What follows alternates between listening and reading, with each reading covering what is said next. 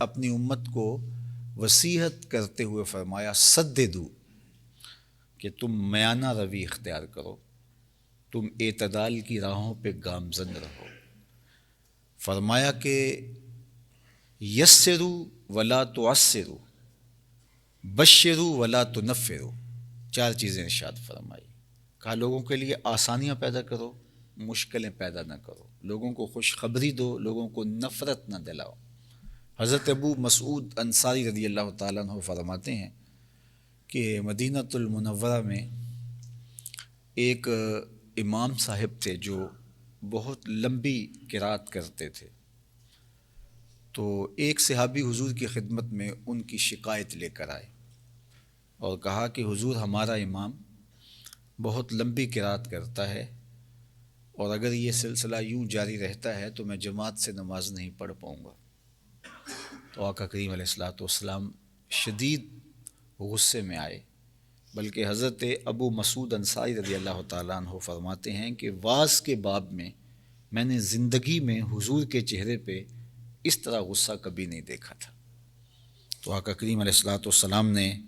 فرمایا انکم منفرون، تم لوگوں کو جو ہے وہ متنفر کر رہے ہو۔ حالانکہ نماز کے اندر لمبی قرات کی جا سکتی ہے، لیکن جب بچے ہوں، بوڑھے ہوں، بیمار ہوں صفوں میں، تو اس وقت لمبی قرات نہ کی جائے، چونکہ ان کو اذیت ہوگی، ان کو تکلیف ہوگی، ان کے لیے کھڑا رہنا مشکل ہوگا۔ اس طرح رش ہو، لمبی کثرت کے ساتھ لوگ ہوں،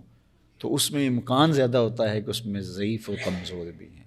آپ یہاں عید کی نماز پڑھانے کھڑے ہوئے ہیں، جمعہ کی نماز پڑھانے کھڑے ہوئے، اے سی چل رہے ہیں، گرم موسم ہے، صرف ہال میں لوگ موجود ہیں،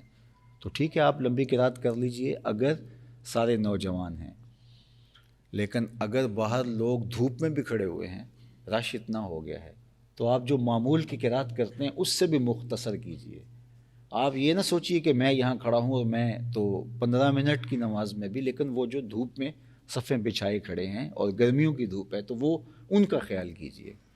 اللہ کے محبوب علیہ السلام نماز میں قرات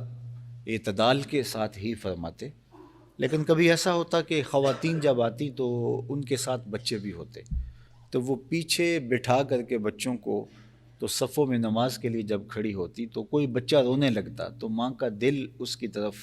مائل ہونے لگتا، تو آقا کریم قرات مختصر فرما دیتے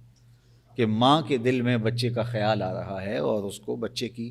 بے چینی ہو رہی ہے۔ تو یہ ہمارا دین ہے۔ ہم کہتے ہیں نہیں آپ جو مرضی کریں، ہم تو ایسے کریں گے، تو یہ لوگوں کو متنفر کرنے والی بات ہے، لوگوں کو دور کرنے والی بات ہے۔